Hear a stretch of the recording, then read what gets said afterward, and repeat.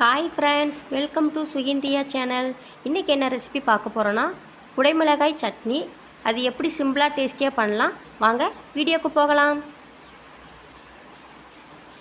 ஒரு கடாய் எடுத்துக்கோங்க, 2 table spoon oil ஊற்றிக்கோங்க. இப்போ கட் பண்ணி வச்சுருக்க குடைமிளகாவை ஆட் பண்ணிக்கலாம். நான் 2 குடைமிளகாய் எடுத்து வச்சுருக்கேன். இப்போ நல்லா வதக்கி விட்டுக்கோங்க. ஒரு 2 நிமிஷம் இந்த எண்ணெயிலே நல்லா வதங்கி வரட்டும். நல்லா வதக்கி விட்டுக்கோங்க. இப்போ நல்லா வதங்கி வந்துருச்சு. இந்த ஸ்டேஜில் வேறு பிளேட்டுக்கு ட்ரான்ஸ்ஃபர் பண்ணி எடுத்து வச்சுக்கலாம். நெக்ஸ்ட் அதே ஆயிலில் கட் பண்ணி வச்சுருக்க வெங்காயம், ஒரு பெரிய சைஸ் வெங்காயம் ஆட் பண்ணிக்கோங்க. இப்போ நல்லா வதக்கி விட்டுக்கோங்க.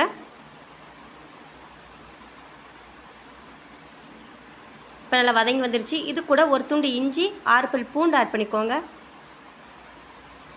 இப்போ நல்லா கலந்து விட்டுக்கோங்க.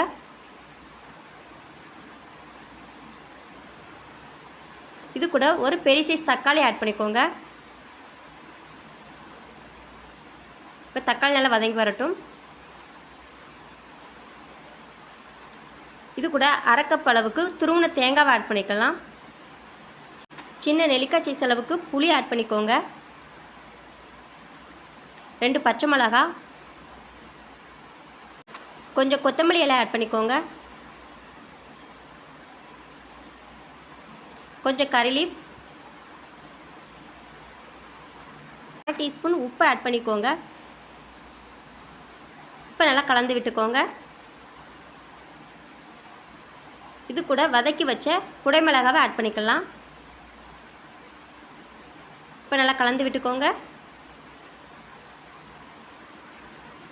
இந்த ஸ்டேஜில் மிக்ஸி ஜாருக்கு ட்ரான்ஸ்ஃபர் பண்ணி நம்ம ஃபைனாக அரைச்சி எடுத்துக்கலாம்.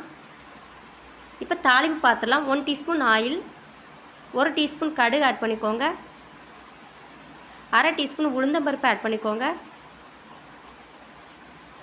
இப்போ நல்லா பொரிஞ்சு வரட்டும்.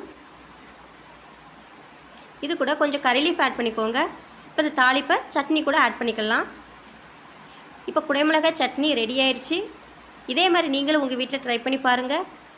இந்த வீடியோ பிடிச்சிருந்தால் லைக் பண்ணுங்கள், சப்ஸ்கிரைப் பண்ணுங்கள், பெல் ஐக்கானை ப்ரெஸ் பண்ணுங்கள். நெக்ஸ்ட் வீடியோ பார்க்கலாம்.